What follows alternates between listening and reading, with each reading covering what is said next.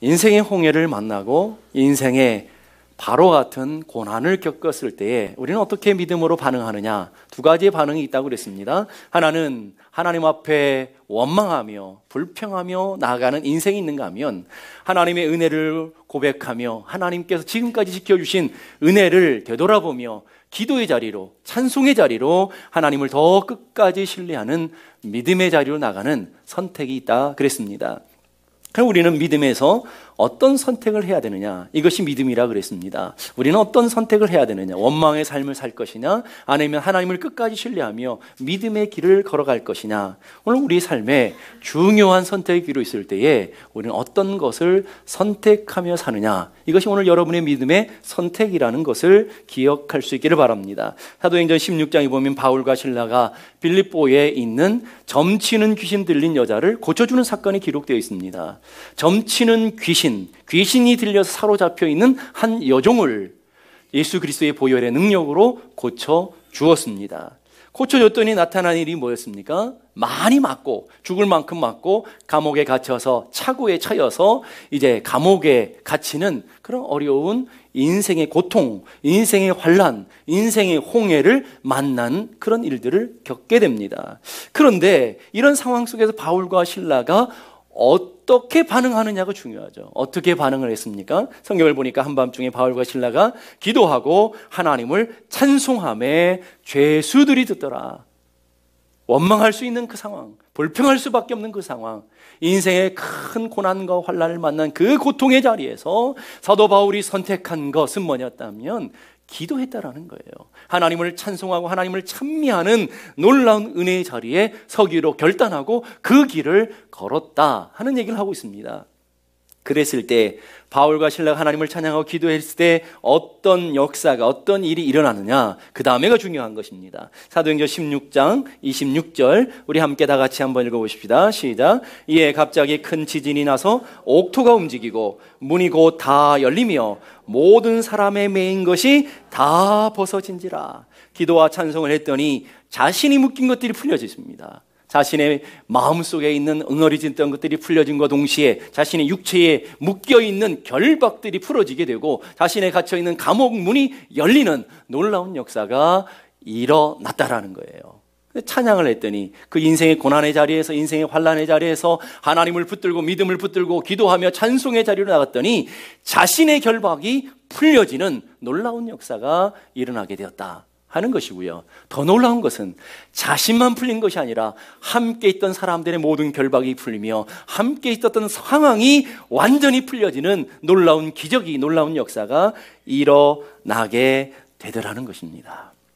바로 여러분이 인생의 홍해를 만나고 인생의 고난을 만났을 때에 여러분이 하나님 앞에 믿음으로, 하나님 앞에 기도로, 하나님 앞에 찬양함으로 나아갈 때에 어떤 역사가 일어나냐면 내 인생에 묶인 것도 풀리지만 여러분의 자녀들의 인생에 묶인 것도 풀리고 여러분의 가정에 묶인 것이 풀리며 오늘 여러분의 삶에 묶여있는, 주변에 있는 사람들의 묶여있는 것까지 함께 더불어 풀어지는 놀라운 역사와 기적이 그곳에 있게 되는 것을 믿을 수 있기를 바랍니다.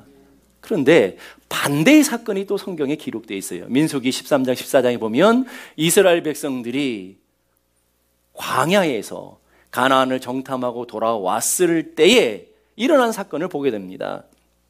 그런데 한번 보십시다. 이게 보게 되면 그 사람들이 하나님의 주시는 은혜 가운데 어떤 반응을 나타내는지, 어떤 삶을 나타내는지, 이스라엘 백성들 가운데 12명의 정탐 가운데 10명과 2명으로 이렇게 나눠지게 되는 것을 보게 됩니다. 10명이 갔다 와서 불평하고 원망하고 그랬을 때에 사람들이 어떻게 됐죠? 같이 원망하고 불평하고 그렇게 되었어요. 근데 이스라엘 백성, 그 광야에 있는 백성들이 이제 가나안을 바라보는 백성, 이제 금방 가나안으로 가면 되는 백성들인데 이제 홍해를 건너고 애굽의 종되었고 자유되었던, 풀렸던 자유한 백성들이 40년이라는 결박에 묶이게 되는 것을 보게 돼요. 어떻게 할 때요? 원망하고 불평할 때 눈앞에 있는 자유가, 눈앞에 있는 그 큰 은혜가 사라지게 되고 40년의 결박의, 광야의 결박을 갖게 되는 일들이 벌어지게 되는 것을 보게 됩니다. 오늘 기억해 보면 어떤 사람은 자신의 인생의 문제 앞에서 자신의 인생의 문제를 결박을 풀고 다른 사람의 인생을 더불어 결박을 풀어주는 사람이 있는가 하면, 어떤 사람은 자유된 사람, 하나님의 큰 은혜와 복을 누리는 사람들까지도 결박시키는, 광야에 결박시키는 그런 일들도 있다라는 거예요. 어땠을 때예요? 어떤 사람은, 한 부류의 사람은 인생의 고난의 자리에서 하나님을 찬양하고 기도의 자리로 나갈 때에 묶였던 것들을 풀어주는 역사를 경험하고요. 어떤 사람은 똑같은 어려운 상황, 힘든 상황이지만 그러나 하나님의 주시는 은혜를 불평하고 원망하며 나갈 때에 자유한 것도 묶여지는 일도 일어나게 되더라는 것입니다. 그러면 여러분은 어떤 부류의 사람이냐 하는 거죠. 여러분은 인생에 풀어주는 사람입니까? 묶는 사람입니까? 여러분 때문에 여러분의 가정이 풀리고 여러분의 자녀들이 묶였던 것들이 풀어주고 여러분의 성도들이 여러분 때문에 묶여있는 것들을 풀어주는 역할을 하는 그런 사람입니까? 아니면 자유한 사람들, 평강을 누리는 사람들의 마음을 묶고 가정을 묶고 삶을 묶는 그런 역할을 하는 사람이냐 하는 거예요. 여러분 어느 쪽이에요? 똑같은 환난, 똑같은 고난을 겪지만 어떤 사람은 풀어주는 역할로, 어떤 사람은 묶는 역할로 나아가고 있는 것을 기억할 수 있기를 간절히 바랍니다. 오늘 인생의 어두운 밤을 만나고 인생의 홍해 앞에 섰을 때에 하나님께서 이스라엘 백성들에게 내리시는 처방, 하나님께서 이스라엘 백성들에게 주시는 영적인 비법, 그게 무엇입니까? 13절의 말씀 우리 함께 다 같이 읽어보십시다. 13절 다 같이 시작. 모세가 백성에게 이르되 너희는 두려워 말고 가만히 서서 여호와께서 오늘 너희를 위하여 행하시는 구원을 보라. 오늘 여기에 세 가지 하나님께서 큰 영적인 비법을 얘기해 주고 있습니다. 하나님 인생의 어두운 밤을 만나고 인생의 홍해를 만났을 때 우리가 어떻게 하나님 앞에 서야 되는지, 우리가 가야 하는 길을 분명하게 모세를 통해서 우리에게 가르쳐 주고 계시다라는 거예요. 첫 번째는 두려워 말라라고 얘기하십니다. 너희는 두려워 말라라고 오늘 주님이 말씀하세요. 앞에 있는 홍해를 두려워하지 말고 너희를 쫓아오는 저 무장된 애굽의 바로의 군대를 두려워하지 말라라고 오늘 주님이 우리에게 얘기하시는 거예요. 오늘 여러분 앞에 있는 인생의 문제를 두려워하지 않기를 바랍니다. 여러분이 뒤에 여러분의 삶을 조여오는 그 인생의 문제를 두려워하지 않기를 주님의 이름으로 축복합니다. 렘브란트 목사님 여러분 많이 들어보셨을 거예요. 공산 치하에 지하 감옥에 갇혀 죽을 고생을 하다가 나온, 그래서 많은 간증이 있는 그런 목사님이십니다. 지하 감옥에 갇혀서 큰 매를 맞고 고문을 당하고 그 고통 가운데 있다가 성경을 보게 되었어요. 성경을 읽다가 평상시엔 다가오지 않았던 두려워 말라라는 이 단어가 꽉 다가오는 거예요. 얼마나 큰 위로가 되고 얼마나 큰 도전이 되는지 하나님 앞에 그 기쁨을 가지고 성경을 창세기 1장 1절서부터 요한계시록까지 다 읽어가면서 도대체 성경 안에 두려워 말라라는 말이 몇 번이나 반복될까 찾아봤대요. 시간이 많으시니까 열심히 찾았어요. 그랬더니 성경에 놀랍게도 두려워 말라라는 말이 365번이 기록되더래요. 그래서 목사님이 왜 하필이면 두려워 말라가 365번이 기록되어 있을까? 나름대로 목사님이 해답을 찾았는데 365일 우리가 두려워하지 않는 것이 하나님의 뜻이겠구나. 또 한편으로는 우리의 인생의 매일매일 365일의 삶이 두려움의 연속이고 두려운 일들이 생기는 삶이겠구나라고 깨닫게 되었다라는 거예요. 성경을 다 읽고 그럼 다시 한번 두려워 말라를 찾아보자 했는데 다음에 보니까 366번이더래요. 한 번을 놓쳤더라는 거예요. 그러면 왜 366번인가? 365번 내가 이해가 되는데, 근데 그 목사님이 이렇게 생각했대요. 인생을 살다 보면 윤년도 있는데 366일이 있는 날도 있는데 그래서 하나님이 기가 막히게 우리의 형편을 아시고 366번 내 인생에 두려워하지 말라라고 하나님께서 기록하셨구나 하고 큰 위로를 받고 그 말씀에 도전을 받고 그 고난을 잘 이겨냈다라는 간증이 그 목사님의 책에 기록되어 있어요.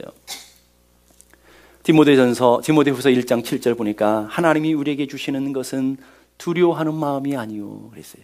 하나님의 자녀들에게 하나님이 두려워하는 마음을 주시지 않는다라는 거예요. 그럼 두려워하는 마음은 하나님께로부터 오는 것이 아니기 때문에 어디로부터 온다라는 거예요? 마귀로부터 오는 것이기 때문에 우리는 두려움을 날마다 경계하며 두려움을 쫓아내야 될 줄로 믿습니다. 요한일서 4장 18절 우리 함께 다 같이 한번 읽어보십시다. 시작. 사랑 안에 두려움이 없고 온전한 사랑이 두려움을 내어 쫓느니라. 아멘. 사랑 안에는 두려움이 없고 하나님을 사랑하는 그 사랑 안에는 두려움이 없다 그랬어요. 하나님의 사랑이 우리 안에 들어왔을 때 우리 안에 두려움이 쫓아나고요. 우리 안에 하나님의 은혜가 왔을 때 하나님의 사랑으로 가득 채워지게 될 때 두려움은 사라지게 된다라는 거예요. 오늘 여러분의 인생에 두려운 일이 있습니까? 여러분의 인생에 낙심과 절망된 일들이 있습니까? 오늘 여러분의 심령 가운데 하나님의 은혜가 채워지지 않았기 때문에 그런 거예요.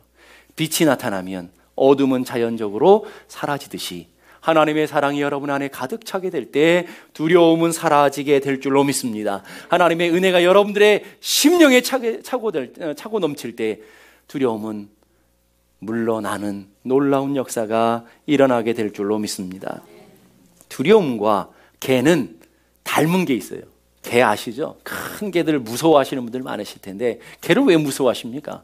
물까봐 무서워하는 거잖아요. 근데 개들도 그거를 안 돼요. 기가 막히게. 자기를 무서워하는 사람과 안 무서워하는 사람을 기가 막히게 구별해낸다라는 거예요. 그러니까 개는 자신을 뚫어지게 쳐다보고 뚫어지게 바라보는 사람은 공격을 못한대요.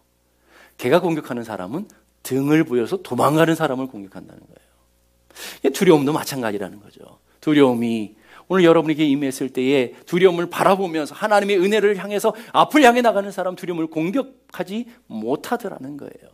그런데 두려워서 떨고 가슴이 떠는 것들을 두려움이 안다라는 거예요. 그래서 그 사람들을 공격하게 된다 하는 얘기를 들었습니다.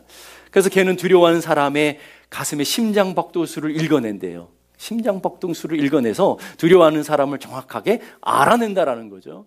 오늘 두려움이라는 것도 마찬가지라는 거예요. 여러분의 인생에 두려움이 찾아왔을 때, 두려움이 여러분을 공격했을 때 담대하게 나가는 사람이 있는가 하면 두려움에 떨어서 등을 돌리고 도망가는 사람들이 있더라는 거예요.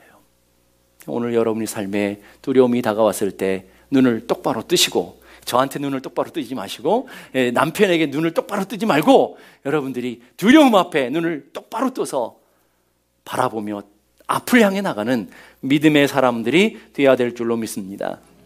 어떤 분이 이런 얘기를 하는 걸 들었어요. 공포가 자기의 마음에 노크를 했어요. 두려움이 자기의 마음을 놓고 했어요.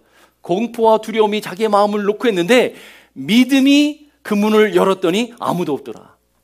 기가 막힌 표현인 것 같아요. 오늘 여러분의 삶에 염려가 다가오고 두려움이 찾아오고 낭만과 절망이 찾아왔는데 믿음으로 여러분의 인생의 문을 열면 아무것도 없는 허상일 확률이 훨씬 더 많더라는 거죠. 오늘 우리는 그 허상을 보면서 우리는 두려워하고 염려할 때가 많습니다. 그래서 하나님은 하나님의 자녀들에게 기가 막힌 하나님의 말씀을 주시는 거예요. 여러분들도 참 좋아하시는 말씀인 줄로 알아요. 이사야서 41장 10절 말씀, 이사야 41장 10절 우리 함께 다 같이 읽겠습니다. 시작. 두려워 말라, 내가 너와 함께함이니라. 놀라지 말라, 나는 내 하나님이 됨이니라. 내가 너를 굳세게 하리라. 참으로 너를 도와주리라. 참으로 나의 의로운 오른손으로 너를 붙들리라. 믿습니까? 오늘 이 하나님의 말씀을 여러분 탐대히 가졌으면 좋겠어요. 이 말씀은 명령과 약속으로 이루어졌어요. 명령은 두려워 말라, 놀라지 말라, 이렇게 짧은 명령으로 이루어졌어요. 설명이 안 했어요. 그냥 두려워 말라, 무서워 말라 라고 주님이 우리에게 명령하시는 거죠. 그런데 하나님의 약속은 길어요. 오늘 짧은 본문 속에 두려워 말라 라고 말씀하시며 왜 두려워하지 말아야 될지 하나님의 약속이 그 다음에 따라오는데 명령과 함께 하나님의 약속이 쫓아와요. 그 약속은 길어요. 왜 우리가 두려워하지 말아야 되는지 보십시다. 두려워하지 말라, 내가 너와 함께함이니라. 한번. 두 번째, 내가 내 하나님이 됨이니라. 내가 너를 굳세게 하리라. 너를 도와주리라. 나의 의로운 오른손은 너를 붙들리라. 5번이나 길게 하나님께서 여러분에게 말씀하시며 우리 인생이 두려워하지 말아야 될 이유, 우리 인생이 무서워하지 말아야 될 이유를 하나님이 분명하게 약속을 우리에게 주시는 줄로 믿습니다. 그 약속을 믿는 사람은 두려워하지 않을 것이고 그 약속이 믿어지지 않는 사람은 두려워하게 되겠죠. 헨리 비처라는 분이 이런 얘기예요. 우리는 날마다 두 개의 손잡이를 잡고 살아간다. 두 개의 손잡이를 꽉 붙들고 살아간대요. 어느 손잡이를 잡을지는 여러분이 선택하는 거예요. 한쪽에는 두려움의 손잡이, 한쪽에는 믿음의 손잡이를 잡는다. 그러니까 믿음의 손잡이를 잡을 때는 두려움의 손잡이를 잡지 않게 되고요. 두려움의 손잡이를 잡을 때는 믿음의 손잡이를 놔버리게 되겠죠. 그러니까 어느 것을 붙들고 살아갈 것인가? 믿음의 사람의 두려움의 손잡이를 붙들고 살아갈 것인가? 아니면 믿음의 손잡이를 붙들고 살아갈 것인가 하는 것은 누가 하는 거예요? 여러분이 하는 거예요. 여러분의 인생을 그렇게 살아가는 거예요. 내가 믿음이 있으면 믿음의 손잡이를 잡겠죠. 그러나 믿음이 없으면 늘 두려움의 손잡이를 잡고 살아가게 될 거예요. 그러면 여러분은 지금 무슨 손잡이를 잡고 살고 있느냐는 거예요. 무슨 손을 잡고 계셔요? 여러분이 붙들고 있는 건 뭐예요? 정말 하나님이 주시는 믿음을, 하나님이 주시는 약속을 굳게 믿고 담대하게 하나님이 주시는 명령을 따라 두려워하지 않는 그런 인생을 살아가고 있는 줄로 믿습니다. 살아가고 계시죠? 예. 오늘 우리가 앞에 찬송한 찬송 455장 보니까 주 안에 있는 나에게 딴 근심이 있으랴. 자, 근심이 없대요. 누가요? 주 안에 있는 사람에게, 주 안에 있는 사람에게 딴 근심이 있으랴. 왜? 그 이유를 말하는데 십자가 밑에 나아가 내 짐을 풀었네. 짐이 없는 게 아니라 짐이 있었어요. 문제가 있었어요. 고난이 있었어요. 그런데 어디가 나가서요? 십자가 밑에 나아가 그 짐을 다 풀었다라는 거예요. 오늘 여러분이 교회 올 때는 많은 짐 들고 나온 줄로 압니다. 가정의 문제, 건강의 문제, 낙심된 수많은 인생의 문제, 어떻게 하면 내 가정을 붙들고 살아갈 수 있을까라는 수많은 인생의 두려움의 문제들을 가지고 주님의 십자가 앞에 예배의 자리로 나왔지만 그 짐을 주님의 십자가 앞에 다 내려놓게 되었기에 우리는 딴 근심 없는 줄로 믿습니다. 근데 2절에 보니까 더 놀라운 표현이 있어요. 그 두려움이 변하여 내 기도 되었고, 우리 삶의 순간순간마다 찾아오는 그 두려움이 뭘로 변한다고요? 사도 바울처럼 기도로 변한다라는 거예요. 두려움이 없는 것이 아니라, 예수 믿는다고 두려움이 찾아오지 않는 것이 아니라 날마다 우리는 두려움이 찾아올 때에 그 두려움을 뭐로 바꾼다고요? 기도로 바꾼다는 거예요. 이게 예수 믿는 사람들의 놀라운 능력인 것을 기억할 수 있기를 바랍니다. 오늘 우리는 두려움 가운데 살아갈 수밖에 없어요. 우리는 날마다 두려움이 우리에게 찾아와요. 그러나 두려움이 찾아올 때 그걸 살 것을 들고 기도의 자리에 나아가 기도의 제목으로 바꿔야 될 줄로 믿습니다. 자, 옆에 분하고 인사하십시다. 우리의 문제를 기도의 제목으로 바꿉시다. 다시 한번 우리의 걱정을 기도의 제목으로 바꿉시다. 아멘입니까? 예, 인생의 문제를 기도의 제목으로 바꾸셔야 된다는 거예요. 그 다음에 보니까 전날의 한숨 변하여 내 노래되었고, 전날의 한숨. 여러분 어젯밤에 한숨 나는 일이 있었을 거예요. 분명히.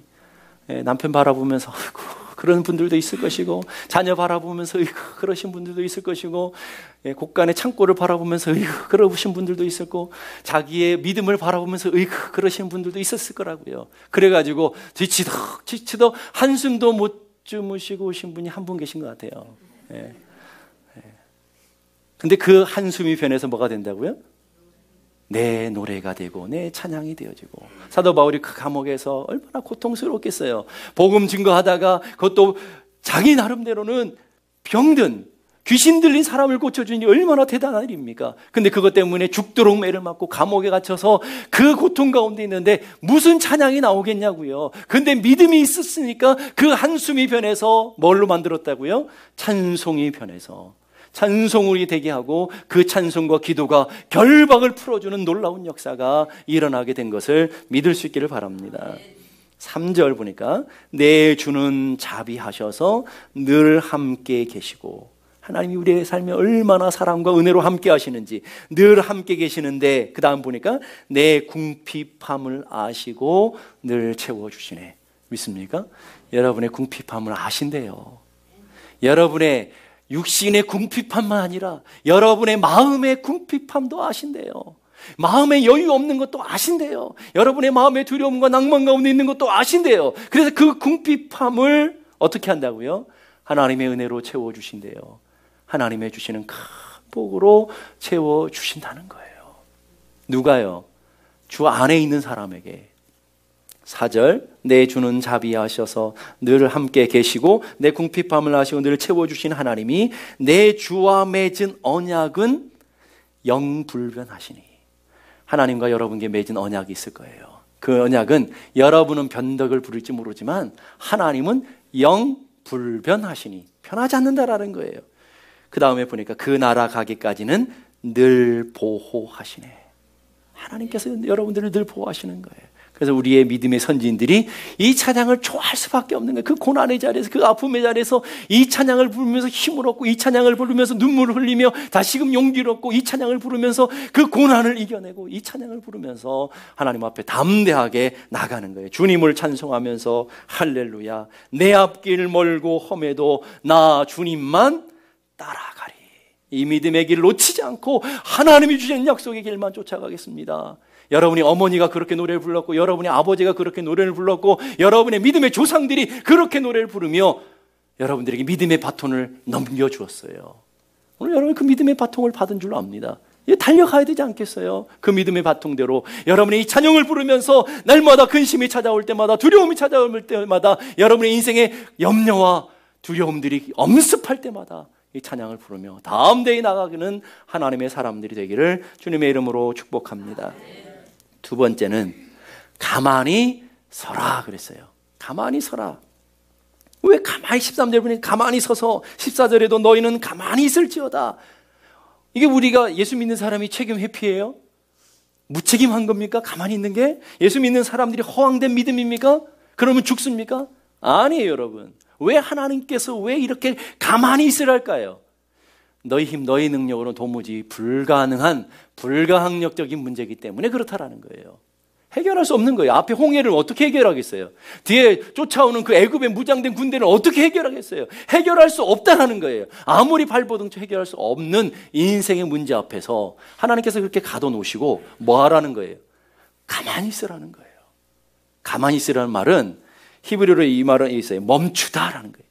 너희들이 행동했던, 너희들이 동분서지하고 너희들이 그렇게 동분서지하고 뛰어다니는 것 멈추라는 거예요. 멈추라는 거예요. 그리고 그 다음에 두 번째 뜻은 보니까 입 다물라는 거예요. 침묵하라는 거예요. 오도방정 제발 떨지 말고. 여러분 인생에 문제가 있고 고난이 있으면 제일 먼저 반응하는 게 뭐예요? 여러분의 입이 반응하잖아요. 죽겠다, 안 되겠다, 망했다, 이제는 끝났다. 이렇게 입이 막 오도방정을 떨면서 주책을 다 떨잖아요. 멈추라는 거예요. 멈추라는 거. 그거를 멈추라는 거예요. 지금 이스라엘 백성들이 홍해 앞에서 뭐 하고 있어요? 우리가 구원 안 받았으면 됐는데, 우리가 애굽에서 나오지 않았으면 좋았는데, 차라리 종이 됐으면 좋겠는데 오도방정을 다 떨고 있잖아요. 근데 하나님께서 그거 멈추라. 임금님이 신하들아 막 떠들고 그런 뭐예요? 내 입 다물라 그러잖아요. 그 입을 다물라 그러는 것처럼 오늘 하나님께서 오도방정 떠는 이스라엘 백성들 앞에 그 입 다물라. 그 입 다물라. 하나님 죽었냐는 거죠. 하나님께서 여기까지 인도하셨는데 하나님 앞에서 불평하고 원망하는 그 불신앙의 그 모습을 멈추라는 거예요. 멈추라는 거예요. 수근수근거리고 뒤에서 불평하고 원망하고 낙심되어서 이런 것들을 입으로 다 쏟아넣는 그 모습을 멈추라는 거예요. 어떤 분이 그 얘기 하시더라고요. 교회에는 원불교 신자들이 그렇게 많대.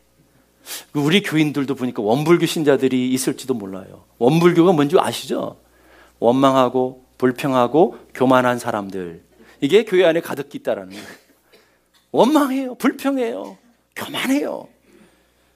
여러분 신천지 사람들이 예수 믿는 사람들 어떻게 이제 넘어가게 하는지 여러분 그 세미나 하는 거 들어보신 분들도 있을 거예요. 세미나 하는 걸 보신 분들도 있을 거예요. 그 세미나 하는 걸 보게 되면 그 사람들을 추수꾼이라고 그래요. 신천지에서는 추수꾼이라고 그러는데 그 추수꾼들이 예수 안 믿는 사람을 전도하지 않잖아요.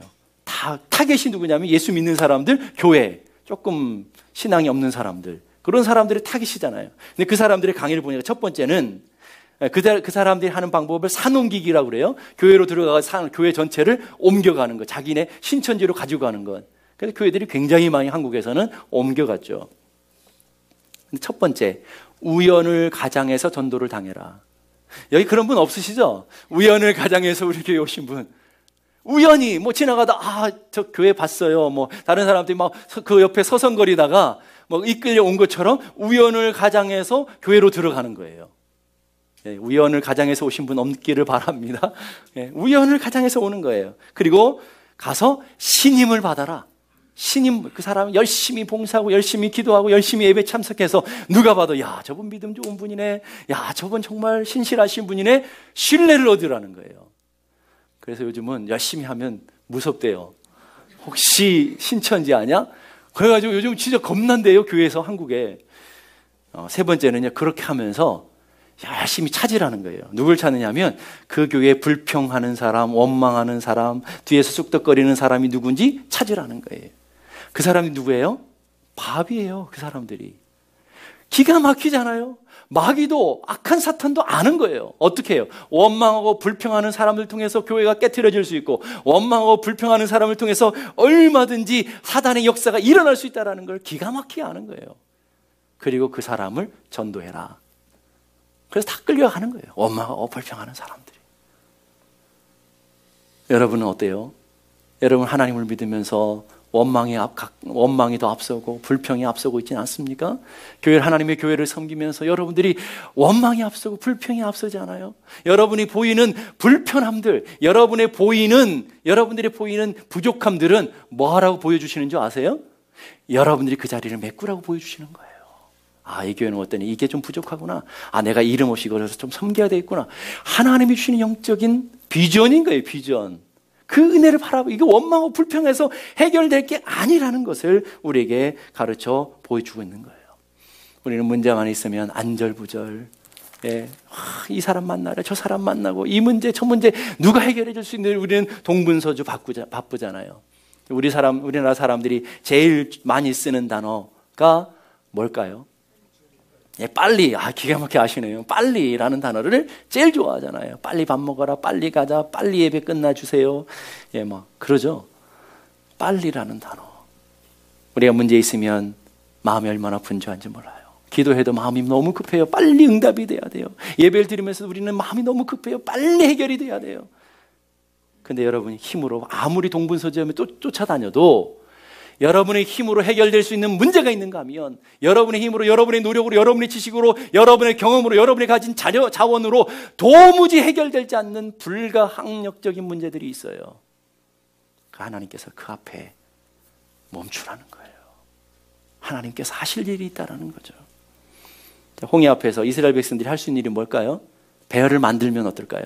배를 만들면 몇 명이나 그 홍해를 건널 수 있을까요? 그 어느 시간에 그 배를 언제 만들 수 있겠어요? 자, 그럼 어떤 사람은 그럴 거예요. 우리 최후의 한 사람까지 우리 사력을 다해서 저 바로의 군대와 싸우자. 다 죽겠죠? 해결할 수 있는 길이 없어요. 그러니까 하나님 뭐라는 거예요? 잠잠히 있으라. 괜히 설치지 말아라. 라는 거예요. 괜히 설치지 말아라. 불가항력적인 일을 만날 때 우리가 해야 될 것은 입 다물고, 여러분이 입을 다물고 하나님 앞에 나아가 기도하는 삶으로 나아가는 것이 은혜인 줄로 믿습니다. 여호수아 6장 10절을 보니까 너희는 외치지 말며 너희 음성을 들내지 말며 너희 입으로 아무 말도 내지 말라. 자, 지금 오늘 이 말씀 무슨 상황에서 얘기하시는 걸까요? 오늘 이 말씀, 너희는 외치지 말며 너희 음성을 조금도 들내지 말며 내 입에서 아무 말도 하지 말고 입 다물라 라고 명령하셨어요. 이 상황이 언제일까요? 이스라엘 백성들이 가나안으로 들어가서 첫 번째 전투, 여리고성 전투를 할 때 하나님께서 이스라엘 백성들에게 하신 명령이에요.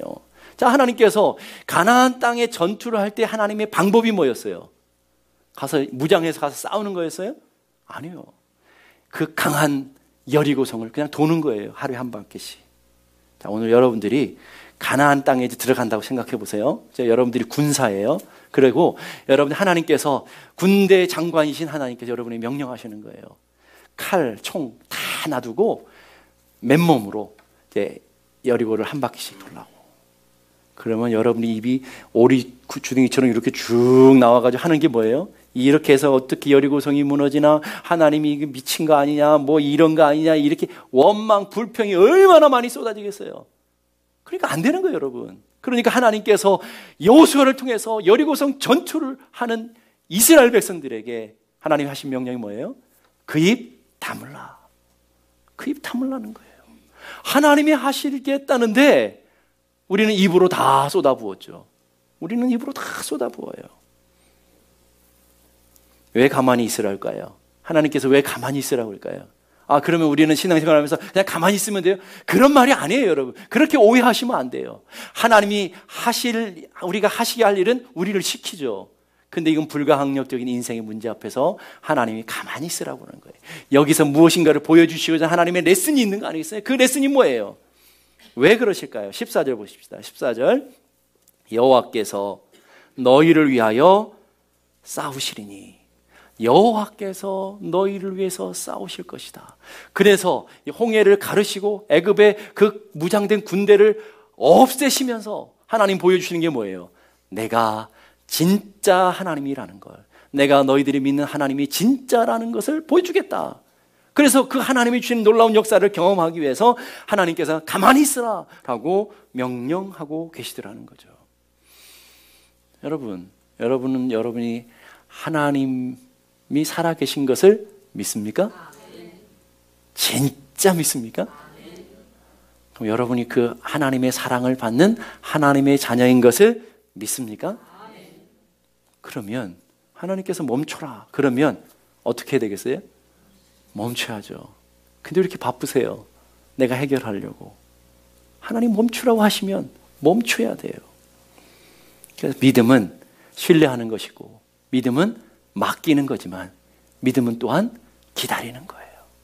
믿음은 기다리는 거예요. 믿음이라는 히브리어 에무나라는 단어는 기다린다, 그리고 버틴다 라는 뜻이 있다고 그랬어요. 자, 믿음은 하나님 앞에 맡기고 하나님 앞에 때로는 버티면서 기다리는 것, 이게 믿음이에요. 그래서 에레미야 애가 3장 26절 보니까 사람이 여호와의 구원을 바라고 잠잠히 기다림이 좋도다. 하나님의 구원을 바라고 잠잠히 기다림이 좋도다. 오늘 하나님 앞에서 여러분이 믿음으로 살고 있다면 하나님이 때로는 가만히 서서라고 명령하실 때 가만히 설 수 있는 것도 믿음인 것을 믿을 수 있기를 바랍니다. 여러분이 움직여서 동적으로 무엇을 하는 것도 믿음이지만 중요한 것은 하나님이 가만히 서서 있으라고 할 때 가만히 있는 것, 이게 얼마나 어려운 줄 아세요, 여러분? 여러분 아이들에게 한번 물어보면, 이게 아이들을 해보면 알아요. 아이들한테 뭘 시켜서 움직이게 하는 게 쉽겠어요? 가만히 1시간 동안 가만히 움직이지 말고 있으라는 게 쉽겠어요? 움직이지 않는 게 더 어려워요. 오늘 우리의 믿음도요, 때로는요, 내가 이게 해결할 수 있고, 이거 막, 이 사람 저 사람 쫓아다니는 게 쉬울 수가 있어요. 그러나 하나님이 가만히 있으라고 할 때 가만히 하나님의 은혜를 기다리며 사는 것 굉장히 어려울 수 있어요. 때로는 바보 같아 보일 수도 있고요. 때로는 조롱을 받을 수도 있어요. 비아냥을 거림을 받을 수도 있어요. 그런데 기다리는 것, 이게 믿음이라는 거예요. 세 번째, 하나님께서 홍해 앞에 있는 사람들에게 명령하시는 것, 구원을 보라라고 얘기하고 있어요. 보라라는 히브리어는 라라는 단어인데 주목하다, 집중하다라는 단어라고 그랬어요. 주목하라는 거예요. 자, 그러면 우리가 보는 게 중요한 것이 아니라 무엇을 보느냐가 더 중요하겠죠. 무엇에 집중하느냐가 중요하겠죠. 오늘 그 다음 보니까 오늘날 너희를 위하여 행하시는 구원을 보라라고 있어요. 자, 무엇을 봐야 된다고요? 하나님의 구원하시는 일을 봐야 된다는 거예요. 하나님이 하시는 일에 여러분의 마음을 들고 여러분의 눈을 열어서 집중하셔야 된다는 거예요. 이게 오늘 여러분이 해야 될 일이라는 거예요. 괜히 여기저기 기웃기웃거리지 않고 하나님이 하실 일을 집중하고 하나님의 인도하심에 집중하는 삶, 이게 중요하다는 거예요. 근데 그 다음에 오늘 13절에 보니까 그 다음에 진짜 중요한 말이 그 앞에 나와요. 오늘날.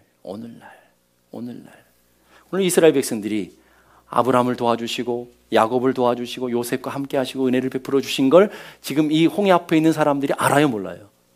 알고 있어요. 모르는 게 아니에요. 그 하나님이 우리 믿음의 조상 아브라함의 복을 주셨고 야곱을 주셨고 다 알아요.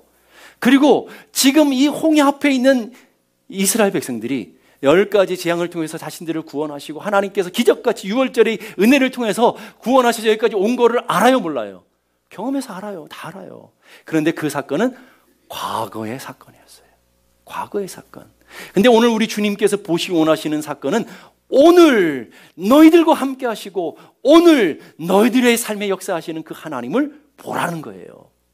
과거에 우리의 어머니에게 역사하신 하나님, 과거에 우리의 삶의 자리에서 한국에서 역사하셨던 그 하나님, 과거의 사건의 하나님이 아니라 오늘 나와 함께 하시며 오늘 나를 도우시며 오늘 나에게 일하시며 오늘 우리 가정 속에서 지금 여기에 함께 하신 하나님, 오늘 지금 여기에 나에게 역사하신 하나님, 그 하나님을 봐야 된다는 거예요.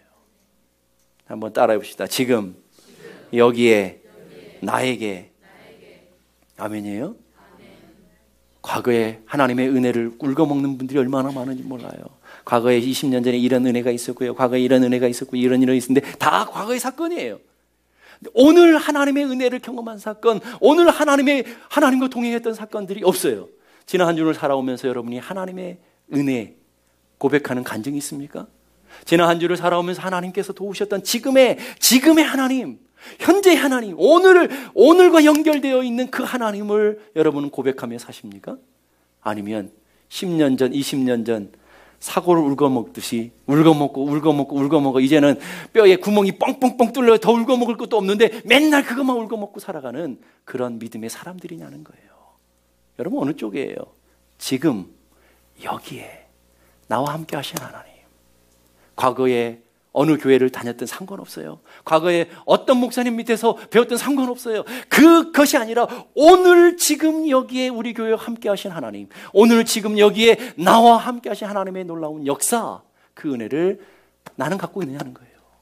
오늘 샘물장로교회를 통해서 여러분이 받은 은혜, 샘물장로교회를 통해서 경험하신 하나님의 놀라운 역사, 지금 현재와 연결되어 있는 그 사건들 우리는 갖고 살라라고 오늘 주님이 우리에게 명령하고 계시는 거예요. 과거의 사건이 아니라 오늘 우리에게 일하신 하나님, 오늘 우리에게 역사하신 하나님. 그 다음 보세요. 13절. 오늘 본 애굽 사람을 또다시는 영원히 보지 못하리라. 자, 지금 앞에 있는 인생의 문제잖아요. 애굽 사람들이 인생의 문제인데 그 애굽 사람들이 그 다음에 어떻게 한다고요? 보지 못한다는 거예요. 그 말은 무슨 말이에요? 지금 네가 고통당하는 인생의 홍해, 지금 고통당하는 애굽 사람들을 하나님을 바라볼 때 하나님이 일하심을 통해서 사라지는 것을 경험하게 될 것이다. 오늘 여러분의 인생의 애굽은 뭐예요? 물질일 수도 있고요, 질병일 수도 있고요, 여러분의 자녀일 수도 있어요. 그 애굽 때문에 오늘 고통당하고 있잖아요. 근데 하나님 뭐라고 그래요? 지금 오늘 여기서 일하시는 하나님, 오늘 그 문제 속에 일하시고 그 사건 속에 일하시는 그 하나님을 집중해라. 그 하나님을 바라봐라. 오늘 하나님께서 여러분들이 원하시는 것은 현재 일하시는 그 하나님, 오늘도 여러분의 가정 가운데 일하시는 그 하나님의 역사를 바라보며 나아가기를 원하시는 줄로 믿을 수 있기를 간절히 바랍니다. 비서새라는 새가 있어요. 그것은 뱀잡이술이라고 그래요. 보신 분들도 있겠지만 그 새는 날개가 2m가 넘는데요. 한쪽 날개가 2m가 넘는다. 얼마나 잘 날, 독수리 과니까 얼마나 잘 날겠어요. 그래서 높이 독수리처럼 하늘을 날다가 그 새의 주 능력이 뭐냐면 맹독을 가진 뱀을 잡는 게 능력이래요. 주특기래요. 그래서 저 높은 상공에서 보다가 뭐 코브라가 됐든지 무슨 독사가 됐든지 상관없이 한 뱀이 굴려가는 걸 보고는 기어가는 걸 보고는 탁 낚아채서 먹는 거예요. 이게 그 독수리의 능력이라는 거예요. 높은 하늘에서 이렇게 샥 독수리처럼 날아갈 수 있는 그 뱀잡이 독수리가 말이에요. 땅에 내려왔는데 갑자기 맹수들의 공격을 받을 때가 있을 거 아니에요. 갑자기 맹수들의 공격을 받으면 나는 거를 잃어버린대요. 그 큰 날개를 가지고 그냥 날면 자유로워지는데 나는 거를 잃어버리고 그 독수리가 뭐느냐면 뛴대요. 여러분, 맹수하고 독수리하고 달리면 누가 이기겠어요? 당연히 맹수들이 이기겠죠. 그래서 바보 같은 이 새가 30km까지 달려가기도 한데 어떤 때는 날면 되는데, 여러분 웃기죠? 바로 여러분들이 그렇다라는 거예요. 여러분, 오늘 우리 삶의 평상시에는 얼마나 믿음의 날개를 가지고 기도하고 예배하며 하나님의 은혜를 막 누리며 날아가던 것 같아. 여러분 인생에 고난이 오고 환난이 오고 인생의 역경이 닥치면 믿음의 날개를 잃어버려요. 언제 내가 날았느냐? 얼어버려요. 기 죽어가지고. 그래가지고 막 달려요. 막 사람들 찾아 달려다니고 막 달려다녀요. 그러다가 잡혀먹어요. 여러분 웃기는 것 같지만 오늘 이 뱀잡이 수리 독수리가 오늘 우리들의 믿음의 모습을 똑같이 보여주고 있잖아요. 여러분 평상시에는 기도도 열심히 하고 평상시에 예배도 열심히 드리는데 인생의 고난이만 오면 금방 무너져 버리는 작동하지 않는 기도 시간에만 작동하는 믿음, 예배 시간에만 작동하는 믿음, 교회 안에서만 작동하는 믿음을 갖고 계시다라는 거예요. 여러분의 믿음이 어디서 작동돼야 돼요? 여러분의 고난의 현장에서 작동돼야 되고, 고난이 가득 찬 여러분의 가정에서 작동돼야 되고, 여러분의 삶에 문제가 가득 찬 여러분의 기업 속에서 작동돼야 되는 믿음이어야 되는데, 어쩜 기도하는 자리에는 작동이 잘 돼요. 예배하는 자리에는 얼마나 작동이 잘 되는지 몰라요. 오늘도 막 은혜를 받으며 찬양할 때는 그 믿음이 작동이 돼요. 그런데 여러분의 삶에 저 문을 나가서 서는 동시에 그 믿음이 죽어버려요. 멈춰버려요. 얼어버려요. 그 믿음이 사라져버린다는 거죠. 뱀잡이 수리의 믿음. 오늘 우리의 믿음 아니냐는 거예요. 시편을 보게 되면 어리석은 자는 하나님이 없다 하는도다. 무신론자들이죠. 이론적 무신론자들이 하나님 없다. 그런 사람 하나님 상관하지 않아요. 하나님 없다고 하는 사람 하나님 이렇게 하지 않아요. 근데 오늘 우리 인생의 문제는 교회 안에 무신론자들이 너무나 많다라는 거예요. 하나님을 믿어요. 예배도 하고 기도도 하는데 무신론이에요. 내 삶의 자리에 하나님 안 계셔요. 그걸 우리는 실존론적 무신론자라고 그래요. 예배 시간에는 기도 시간에는 우리의 믿음이 있는 것 같고, 하나님 앞에 교회 안에 와서는 내가 믿음이 작동되는데 남편과 아내와의 갈등 속에서는 그 믿음이 전혀 작동이 안 돼요. 성도들과 성도들의 갈등 속에서는 그 믿음이 사라져버려요. 믿는 사람이나 안 믿는 사람이 똑같아요. 전혀 작동되지 않아요.